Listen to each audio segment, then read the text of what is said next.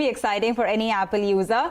But sticking with this, ahead of Apple CEO Tim Cook's visit, we've also learned that the Indian government may be favorably considering proposals to reduce, customs duty on high-end phones and components. So sources are saying that officials would also seek details from Apple CEO Tim Cook on the company's indigenization roadmap for India after the PLI scheme does end. So Parikshit is here with more on this. Parikshit, what are you picking up? Well, reduction of basic customs duty and slashing the duty on more mobile phone components has been a key industry demand for the last few months. And now we believe, just ahead of Apple CEO Tim Cook's visit, this demand is being favorably considered. Now, why is this important? The current basic customs duty on imported mobile phones is 20% across the board.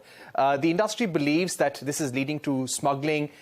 It's not really encouraging domestic manufacturing, and it needs to be a flat rate of 5,000 to 8,000 rupees for high-end mobile phones only. That is, phones costing over 25 to 30,000 rupees. So this is a demand that the government is now considering favorably, but a final decision is yet to be taken. Also, there have been demands for slashing import duty on more mobile phone components so that more manufacturing can take place in India. So this demand is also being considered, is what we are told. And all this could help high-end mobile phone makers like Apple, for that matter. There is also a lot of curiosity about what Indian officials would like to know from Tim Cook. Remember, Tim Cook is visiting for the first time in 7 years, and he's expected to visit a whole host of senior officials. Well, officials would like to know about the extent of Apple's indigenization in India currently. They would urge them to manufacture and source more from India. They would also want to know Apple's commitment to India after the PLI scheme ends in 2026 or 2027.